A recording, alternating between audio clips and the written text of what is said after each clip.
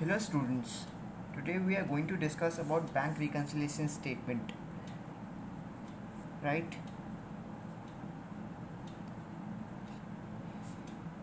It is a 11th class lesson, right? Class 11 का है ये एंड हम शुरू करने से पहले किसी भी चीज़ के उसको ये जानना चाहते हैं कि ये है क्यों, ये एग्जिस्ट क्यों करता है, इसके पीछे का रीज़न क्या है, रीज़न क्या है, why do we prepare bank reconciliation statement.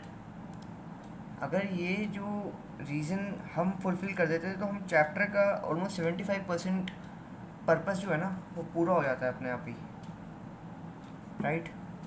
तो रीज़न इसके पीछे यही होता है कि bank balance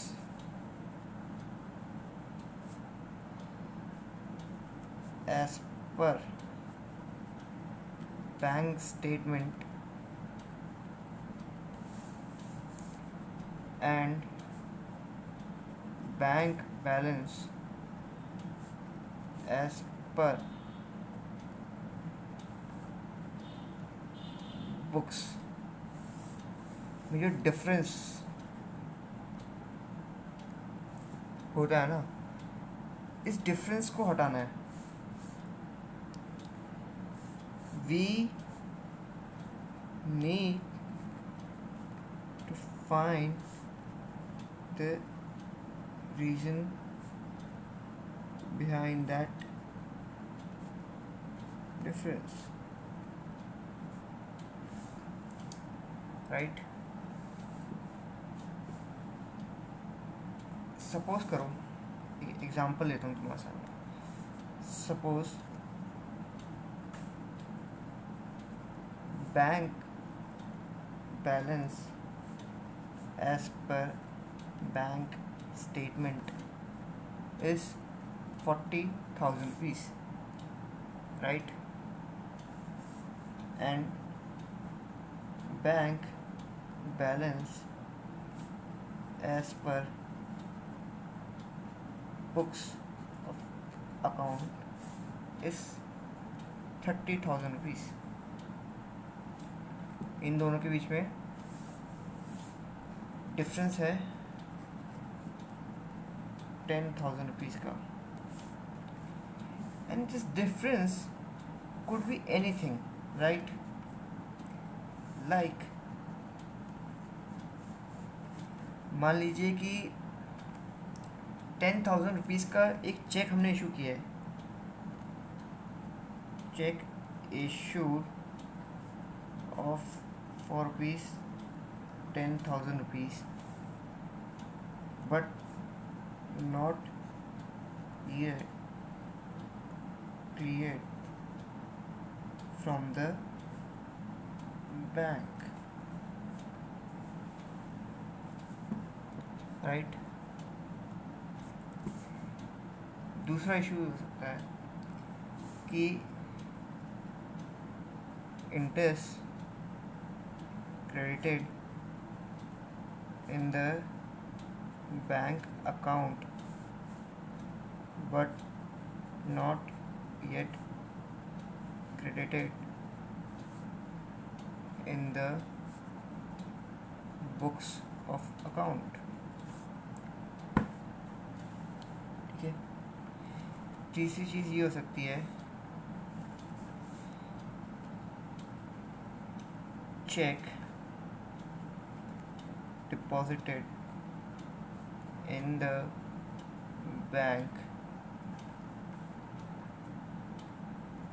by debtor but not known by us, right? So this could be the reason for the 10,000 rupees difference, right? So what we need to do, if one thing is available, let's say we are available with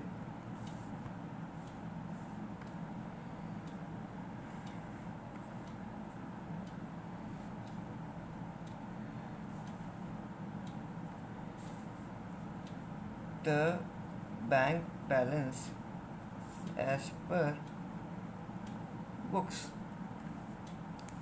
that is 30,000 rupees, and we have a difference, that is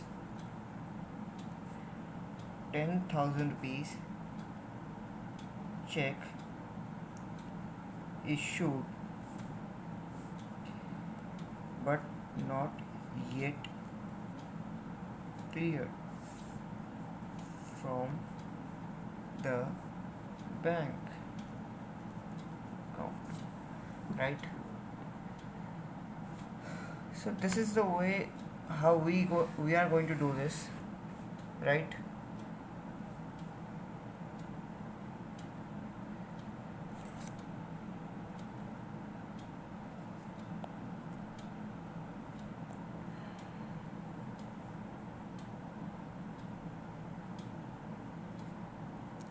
right, अब हमें find क्या करना है इसके अंदर, balance as per bank statement, कि bank के balance से हमें पता लगाना है, बैंक का बैलेंस हमें नहीं पता है अभी। सो वो हम कैसे पता लगाएंगे, हमें 30,000 रुपीज़ दे रखा है और 10,000 रुपीज़ हमने चेक इशू कर रखा है, मतलब हमने बुक्स में से तो वो 10,000 रुपीज़ माइनस कर लिए, मगर अभी वो हमारे चेक हमने इशू कर रखा है वो अभी तक डिपॉजिट नहीं हुआ है। तो हमें पता है कि balance as per books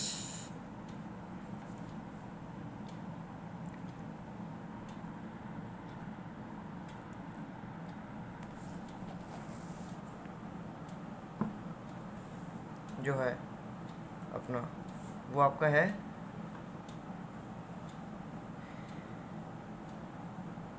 30,000 rupees. इसमें से 10,000 रुपये पहले से डिडक्टेड है, ठीक है, 10,000 रुपये की हमने पेमेंट हटा रखी है। तो क्या हम जो हमने पेमेंट कर रखी है उसको payment deducted from BOA added back, जो कि 10,000 रुपये होगी, राइट। तो इससे हमें क्या पता जाता है कि 40,000 रुपये का हमारे पास बैंक स्टेटमेंट में बैलेंस है। Balance as per bank statement,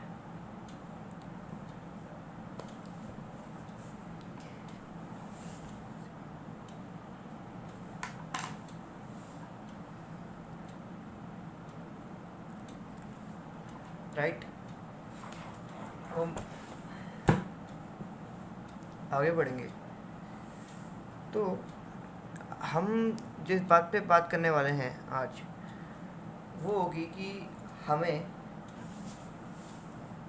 case number 1, we are given our bank balance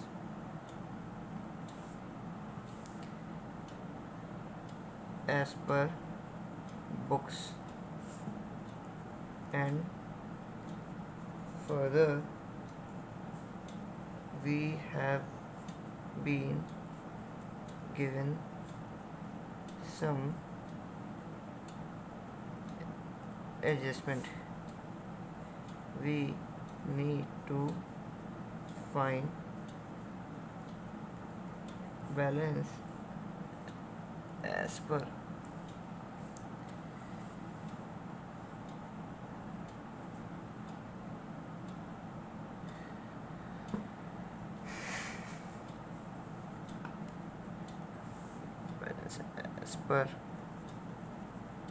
bank statement, ठीक है। लेट्स से बुक्स का बैलेंस 30,000 रुपीज़ है, मान लीजिए कि बैंक चार्जेस डिडक्ट हुए हैं, आपको पता चला बैंक अकाउंट से 325 रुपये, ठीक है। ये आपको इन्फॉर्मेशन पता चली कि बैंक अकाउंट से चार्जेस डिडक्ट हुए हैं 325 रुपये। तो क्या आप मुझे बता सकते हो इस एडजस्टमेंट से कि करंट बैंक बैलेंस कितना हुआ होगा? क्योंकि अभी हमारे पास बुक का बैलेंस है, बुक्स में अभी हमने 325 रुपये चढ़ाए नहीं है, तो अभी भी 325 का डिफरेंस है। तो अभी जो बैंक का बैलेंस होगा वो लगभग 29,675 होगा, क्योंकि 325 से डिडक्ट हो चुके हैं, ठीक है। मगर बैंक बुक के बैलेंस से तो नहीं हुए हैं, मगर बुक के बैलेंस से घटाओगे तो we can reach this amount, right. एक और एग्जांपल लेता हूँ। लेट से कि बुक्स का जो बैलेंस है वो 40,000 रुपीज़ है, ठीक है। आपको एक एडजस्टमेंट दी गई है कि जो एक चेक किसी कस्टमर ने आपके अकाउंट में डिपॉजिट किया है वर्थ 5,000 रुपीज़, तो क्या आप मुझे बता सकते हैं बाय कस्टमर कि करंट बैंक का बैलेंस कितना होगा? हम इसमें ऐड करेंगे या सब्ट्रैक्ट करेंगे? अरे 5,000 का बैंक का 5,000 रुपये किसी कस्टमर ने बिना बताए हमारे खाते में डाल दिए। हमारा बैंक का बैलेंस मतलब बुक्स के हिसाब से पहले 40,000 रुपये था, अब कितना हमारा बैंक का balance as per bank statement हो गया होगा? पहले 40,000 था हमारा बुक का बैलेंस, ठीक है। 5,000 रुपये किसी ने डाल दिए, वो हमने बुक में अभी तक रिकॉर्ड नहीं किए हैं, तो हमारा बैंक का बैलेंस हो गया होगा 45,000, राइट। एक और एग्जांपल लेते हैं। लेट से कि बुक का बैलेंस 40,000 है, ठीक है। एक और एडजस्टमेंट है, ये adjustment number 2, adjustment number 1 and adjustment number 3 कि 40 आपने किसी को पेमेंट की, यू पेड क्रेडिटर 4,000 रुपीज़, 4,000 की पेमेंट करी, but not deducted from bank account. आपने 40,000 की पेमेंट करी तो आपने जाहिर सी बात है कि 40,000 के बैंक अकाउंट से माइनस कर दिया होगा पहले। तो अगर हमें बैंक अकाउंट में जो बैलेंस है वो जानना है तो हमें क्या करना पड़ेगा? इसको हमें ऐड करना पड़ेगा, right, to reach towards the balance as per bank account, right. We have the book balance of 40,000 rupees and we need to add 4,000 rupees, the check which we have previously deducted from this 40,000 rupees, and then we are adding it back, so we are getting 40,000 rupees, 44,000 rupees, right. Let's say another example. Let's say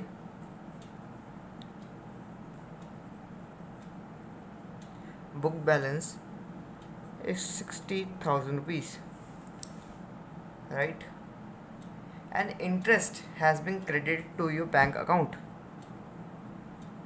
Interest credited to your bank account. Bank account में interest आ गया हमारे, कितना आया? 25,000, right. अब मसला ये है कि हमें दे जो रखा है वो बुक बैलेंस रखा है, हमने बुक बैलेंस में अभी इंटरेस्ट तो ऐड कर ही नहीं रखा है, राइट। मगर हमारे जो बैंक बैलेंस है उसमें हमने बखूबी इंटरेस्ट ऐड कर रखा है पहले से ही, राइट। तो अगर हमें अपने बैंक बैलेंस तक पहुंचना है और हमें बुक बैलेंस दिया गया है, so we need to add it back, right. तो टोटल जो बैंक बैलेंस होगा ना करंट का,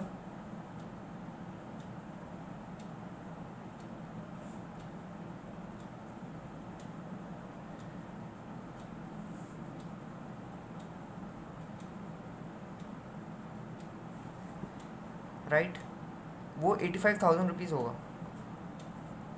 लेट से एक और एग्जांपल लेता हूँ मैं आपके लिए कि बुक का बैलेंस